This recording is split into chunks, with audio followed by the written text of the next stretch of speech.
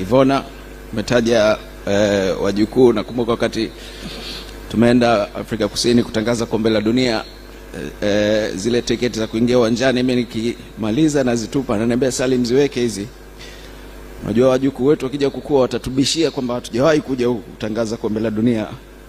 Akasema mimi naziweka na wajua wajukuu, unajua tiketi ziko somewhere. Na nimwite sasa Deogratis Reyunga kutoka Radio 1. Charles alivyoondoka pale alikuwa akifanya kipindi kimoja asubuhi maarufu sana kikiitwa habari nyepesi, na Reyu ndo aliachiwa hiyo. Karibu sana Deo.